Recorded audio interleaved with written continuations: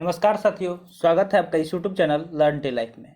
आज है 28 मार्च और इस सेशन में द हिंदू एडिटोरियल का वोकेबलरी कवर करते हैं। तो चलिए सेशन स्टार्ट करते हैं। उससे पहले वीडियो लाइक कर दीजिए और अभी तक चैनल सब्सक्राइब नहीं किए हैं तो जल्दी से चैनल सब्सक्राइब कर दीजिए। तो देखते हैं आज का वर्ड स्टार्ट करने से पहले कमेंट बॉक्स में जय हिंद लिखना ना भूलिएगा। तो पहला वर्ड है एक्सरबेट। क्या है? एक्सरबेट। एक्सरबेट की बात करें तो एक वर्ब है। क्या है? ये एक वर्ब है जिसका मीनिंग होता है make a problem, bad situation और निगेटिव फीलिंग वर्स। यानी कि क्या करना कि एक प्रॉब्लम क्रिएट करना या बैड सिचुएशन क्रिएट करना या फिर निगेटिव फीलिंग करना। ठीक है, तो यह किसी चीज़ को वर्स कर देना। वर्स कर देना मतलब क्या होता है? खराब कर देना, प्रॉब्लम क्रिएट करना यानी कि समस्या। तो ये मतलब ये क्या है? एक निगेटिव वर्ड है एक्सरबेट, जिसका मतलब होता है कि किसी चीज़ को खराब कर देना, कोई समस्या पैदा कर देना, कोई खराब सिचुएशन ला देना या कोई निगेटिव फीलिंग। तो अगर इसकी हिंदी मीनिंग की बात की है तो हिंदी मीनिंग क्या हो जाएगा? खराब करना। क्या हो जाएगा? खराब करना। और सिनोनिम्स इसका देखा जाए तो सिनोनिम्स एग्रावेट हो सकता है, कंपाउंड हो सकता है, इंटेंसिफाई हो सकता है या फिर मेक वर्स हो सकता है। तो ये सारे इसके सिनोनिम्स हो गए। ठीक है, अब मूव करते हैं नेक्स्ट वर्ड की तरफ।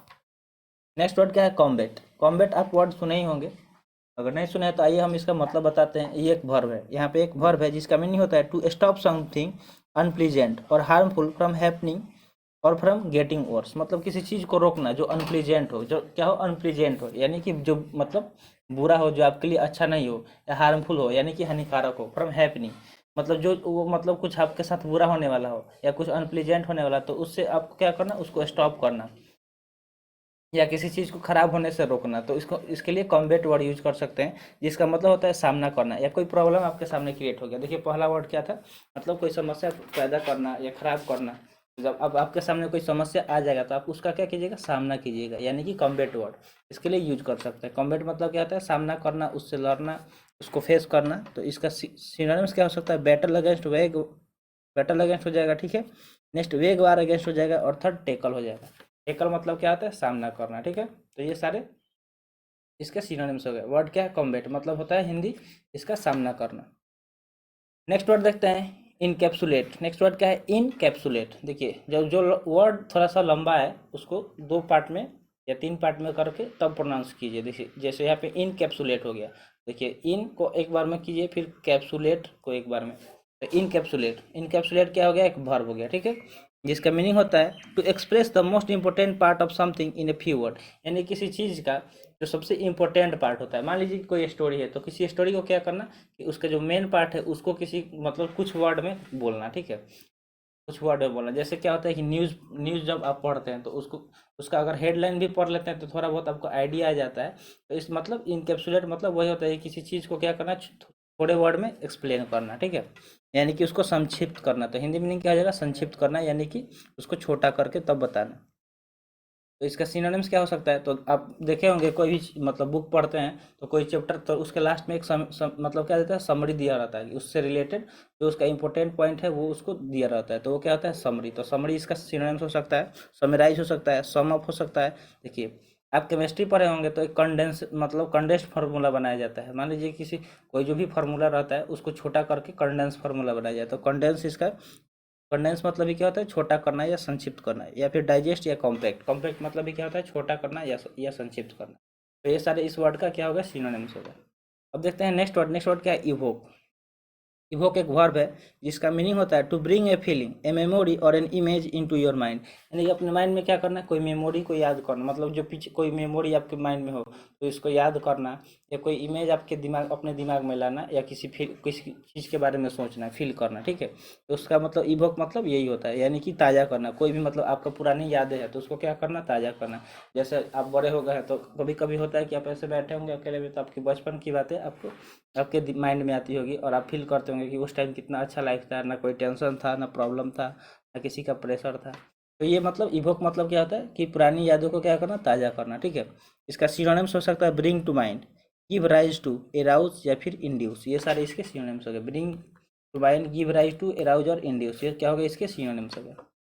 नेक्स्ट वर्ड देखते हैं सब्सटेंशियल। नेक्स्ट वर्ड क्या है? सब्सटेंशियल। ये एक एडजेक्टिव है। ये क्या है? एडजेक्टिव है जिसका मीनिंग होता है ऑफ कंसिडरेबल इम्पोर्टेंस, साइज और वर्थ।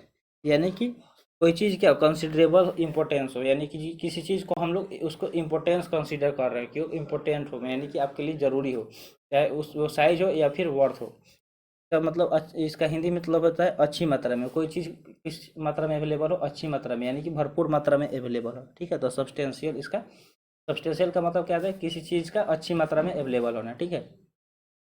सिनोनिम्स इसका क्या हो सकता है, कंसिडरेबल हो सकता है, मीनिंगफुल हो सकता है, सिग्निफिकेंट हो सकता है, या फिर नोटेबल हो सकता है। सिग्निफिकेंट, मीनिंगफुल, नोटेबल और कंसिडरेबल, इन सब का मतलब क्या होता है, महत्वपूर्ण होना या अच्छी मात्रा में होना। अब देखते हैं नेक्स्ट वर्ड। नेक्स्ट वर्ड क्या है, फिनेसी। क्या है, फिनेसी।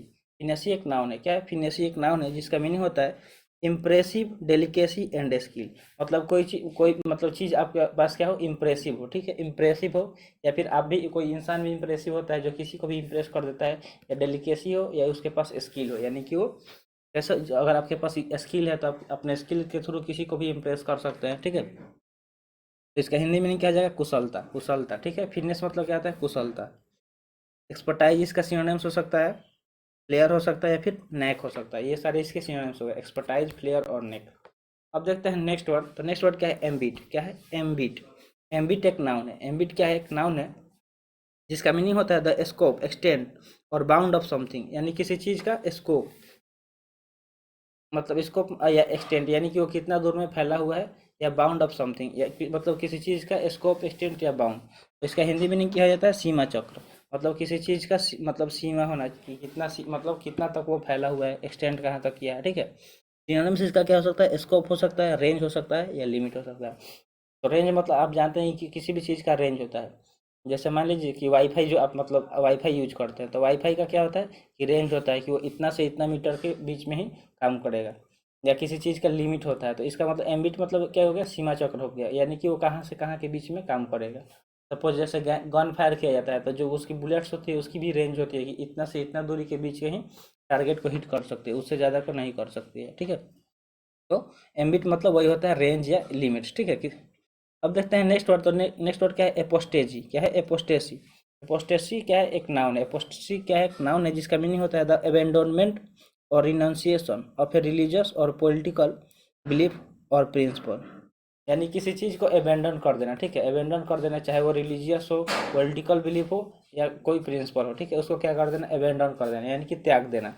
यानी तो इसका मतलब हिंदी मीनिंग क्या हो जाएगा, विश्वास त्याग। यानी आपको किसी चीज़ में विश्वास है, ठीक है, और आप उसको बाद में उस वो विश्वास तोड़ दे रहे हैं। जैसे मान लीजिए कि आप शुरू से धर्म में विश्वास कर रहे हैं कि रिलीजन, जिस भी रिलीजन से आप बिलोंग करते हैं, और कुछ या फिर किसी पॉलिटिकल बिलीफ में विश्वास कर रहे हैं, और आगे चल के जब आपको पता चल रहा कि ये सब कुछ नहीं है, बकवास है मेरे लिए, तो क्या किए आप, वो विश्वास को तोड़ दिए, ठीक है। यानी कि उसके लिए एपोस्टेजी वर्ड यूज कर सकते हैं, जिसका मतलब होता है विश्वास त्याग।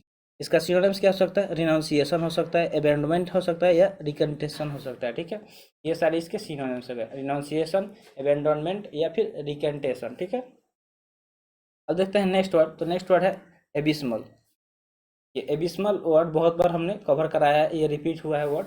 तो इस ये आपको होमवर्क दे रहा है, एज ए होमवर्क आप इसको कवर कर, मतलब आप इसका सिनोनिम्स, इसका मीनिंग सारा आप कमेंट बॉक्स में कमेंट कीजिएगा। देखते हैं कि कौन सबसे पहले कमेंट करता है। अगर जो भी बच्चा अगर इसको कमेंट करेगा सबसे पहले, तो उसका नाम हम अगले सेशन में लेंगे, ठीक है।